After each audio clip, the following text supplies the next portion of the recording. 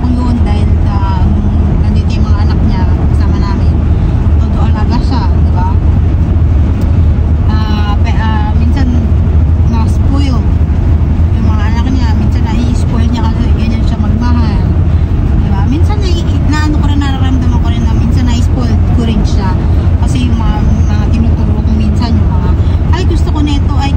Pero may mga chance na nagtitipid kami, hindi natin kailangan yan, kaya lagi siya ganun. So ayun ang mga nagustuhan ko sa kanya. Bukod pa sa mabait talaga siya, makabait, diba? Pero pagka ang tao naman na mabait sa inyo, huwag nyo naman nabuso. May mga tao kasi pagka mabait ang tao sa kanya, inaabuso.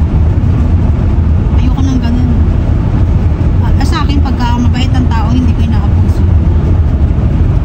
Huwag niyong abusuhin kasi yung mga time na may mga taong ganyan na ay nafe-feel nila na ay naabusado na ako nito, lalayo na ako. Ganyan, may mga ganun tao eh. Kapag alam nila mabait yung tao sa kanila, inaabuso naman. Ay, nakakasabi lang kasi diba, kaya akala ko yung kaibigan ko susuportahan ako kahit na yung channel ko is pangit-pangit, no? Pangit-pangit ang mga topic ko, maarte ako, ganyan. Akala ko naman susuportahan nila ako. Kasi diba, kung totoong kaibigan mo sila, kilala ka na nila kung paano ka magsalita, paano ka gumalaw, ganyan. Diba, hindi mo naman sabi na maarte sila, ay ganyan talaga siya kasi kilala ko siya, ganyan siya, ganyan. Hindi mo naman sabihin na maarte siya na ganyan. Ayoko i-subscribe ka, ganyan. Diba? Kung sa isang subscribe mo lang, okay lang, wag na. So, ayun guys, thank you for watching me and I hope you like this video. Sana may natututunan kayo na hindi lahat ng naging kaibigan mo ay kaibigan mo pa rin sila hanggang ngayon. May mga ilan-ilan lang talagang natitira pero siguro inaalis din ni God yung mga taong wala namang sa'yo, diba? Kasi minsan diba nagpe-pray tayo na God, bigyan mo ako ng kaibigan na may matututunan ako, may matututunan sila sa akin, yung tutulungan ako, diba? At may improve yung life ko. Ganun lagi yung pinagdadasal ko na sana kaibigan ako, ganyan. Although ang dami ko na God, thank you sa lahat ng mga binigay mo sa akin kaibigan kasi natuto ko sa kanila, lalo na si Miss Andy. Supervisor ko siya nung mga nagtatrabaho ako. Nung una hindi ko siya kaklose kasi parang sa akin pagkaunang kita diba hindi naman talaga ako, hindi man naman. Tapos nung tumagal-tagal na naging kaklose ko na siya na parang sister ko na. Ayun, talaga si Mama Andy talagang nagturo sa akin sa lahat ng bagay. Sa mga ganyan, sa mga ganito. Wag nga daw ako masyadong mahatag sa mga kaibigan or wag masyadong tumulong sa tao. Kasi pagka once na wala ka na, hindi mo alam kung sino hihingian mo ng tulong, di ba? So, ganun natutunan ko. So, thank you Miss Andy kasi tinuruan mo ko. Yung isa ko sa mga naging malaking parte sa buhay ko, diba? Thank you sa lahat sa mga tulong sa akin. Ayan, napakabait mo sa akin. Kaya binibless ka rin ni God kasi mabait kang tao, mabuti kang tao.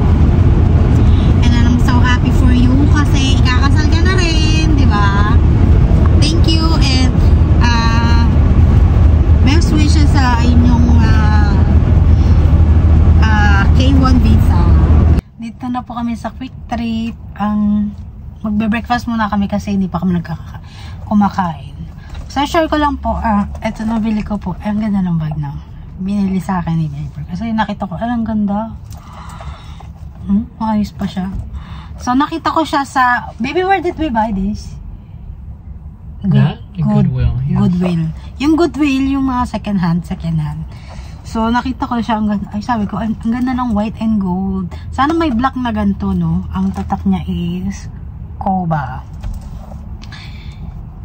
Ano, tag dito, nakita ko siya, $6 lang. So, nasa magit 300 pesos. So, sabi ko, bilang ko ng ganito, gusto ko na ito. Ayun. Dala ko yung charger ko. Ito po yung nasa loob ng bag ko. Charger. Wala akong dalang wallet kasi hindi naman ako nag-vlog. Dala ako. Lotion, tsaka tali. Ayun lang. Diba? Ayan lang po yung dala ko. Ang ganda ng loob niya, no? Ang ano lang dito, pangit. Ito. Hindi ko alam kung paano tanggalin. Wala kasing soundbox dito sa ano.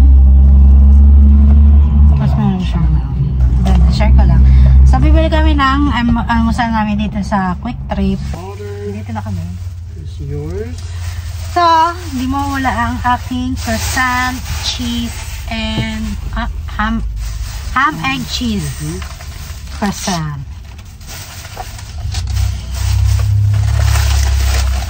So, bumili rin kami ng pumpkin Pumpkin spice. Pumpkin spice. And then, mayroon kaming tornadoes. Hindi ko ito, bet. Ito gustong gusto. Tapos, ang binili niya is sausage, egg, and cheese. What is this? Apple waffle? Something like that, yes. Waffles, egg, and cheese sausage. Kain na kami, guys. Quickery!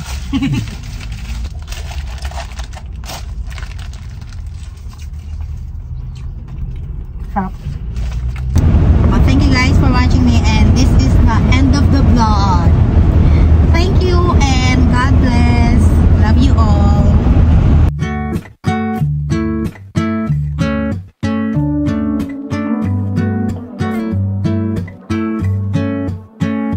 You're so irreplaceable, and everybody knows I want you, but I've always been so invisible to you. But I'm just waiting on you to pull back the curtains, and I've been standing on the sideline waiting till the time's right to make you mine.